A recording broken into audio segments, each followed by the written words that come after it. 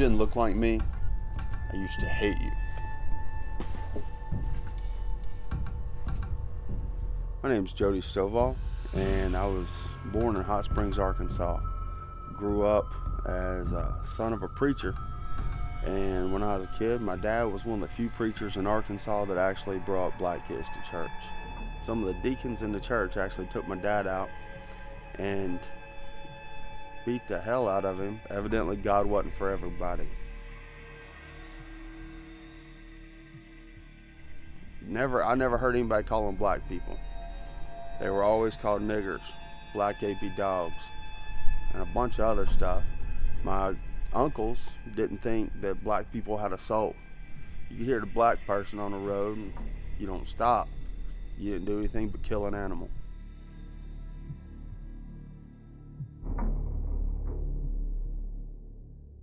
And so I began early on to hate people of a different race. It didn't just stop at black people. It went to Jews, it went to Asians, it pretty much went to everything that didn't look like me. As I grew up, it got worse. One of my friends got shot for flying a rebel flag off the bed of his truck, and he got killed. So as I grew up, I tried to get into a career that would allow me to interact with people. I've always been good at talking to people. I started working, and my career, my life, everything just seemed to not really go anywhere. And so then I joined the Navy. While I was there, I got transferred to Groton, Connecticut. While I was stationed there, I got involved in punk music. I started listening to the hardcore punk. I was the guy that wore the wife beater and the white shoelaces and red shoelaces in my Doc Martin. Then I got transferred to San Diego, California, and that's where I fell in love with Hitler. One of the most brilliant, sadistic men that's ever lived. He designed the Volkswagen Bug for the common people, and the common people being white, Aryan, hardworking folks. And that did not describe any of the inferior races in my mind. I'd finally found a home. Not only a bunch of guys that thought like I did, but they looked like I did. They worked like I did. And they were as tough as I was. It seemed like I did nothing but work out and get in fights. I never had to hit anybody more than 1 or 2 times before they were either knocked out cold or dead. Had a Spanish guy, Mexican, that tried to choke me out one time, and I broke his eye sockets in his nose. And I learned that the skinheads were my survival. Then I actually met another guy. He's a friend of mine that was also a skinhead that got me into a little more elite of a group. And these guys actually took it a lot farther. My Waffen SS group, which was Hitler's elite guard, we actually had doctors, lawyers, that nobody knew they were racist, that hated everything that I hated. And I realized then and there that I'd finally graduated from the simple hate to a set of beliefs that was not only intelligent but pure as my blood. And the easiest way to get back at the minorities that I knew of and still make a great living was to start selling drugs. I realized that I could sell meth and coke and ecstasy and a little bit of weed, but that was just for fun because even white boys smoked that. And then I had friends that got involved in it. And one of my friends, a little redheaded girl, a redheaded version of Marilyn Monroe in my eyes at that time, I watched her OD on the drugs that I'd taught her how to use. But by that point, I'd actually started using myself because it's hard to sell and not use.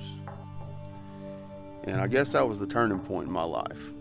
When you see a friend, not only somebody you like, but somebody you care about, ODing and shaking on the floor, about to die, and it was my fault. But then I didn't realize it at that point, but I started to hate who I had become.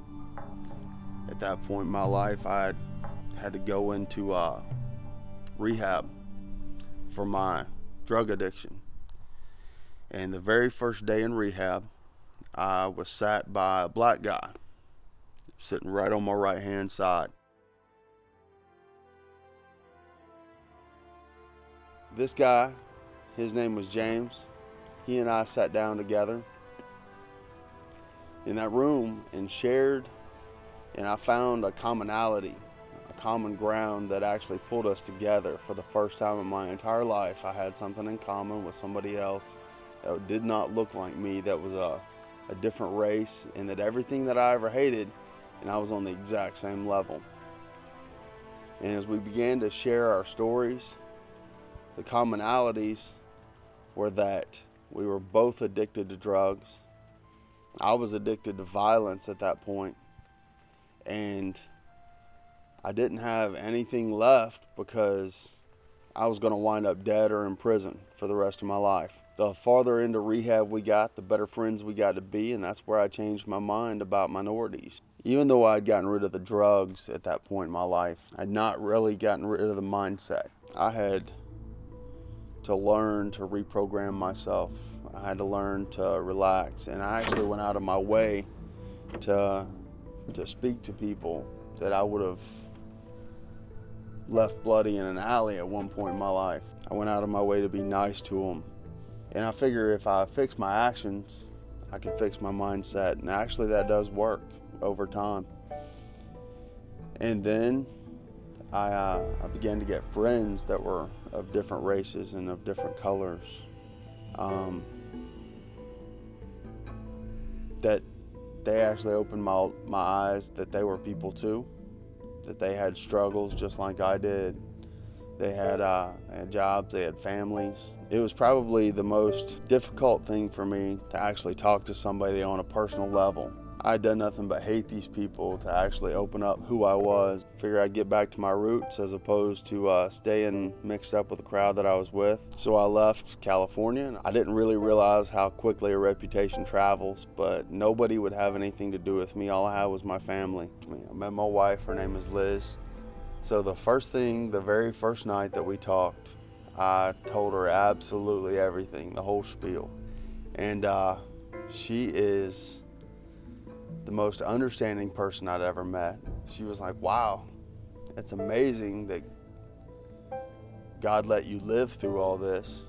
I think it's amazing that you could come back from that. And she accepted me for who I was. 10 years later, after all that, I have 3 beautiful kids, Quinlan, Piper, and Zoe. They all are the driving force in my life. And hopefully they don't have to see the ugliness in the world, they get to see the beauty. I wouldn't change anything about my past because that's what helped me become more understanding. I don't necessarily know where life's going to take me right now, but it's an adventure and it always has been. That's my life.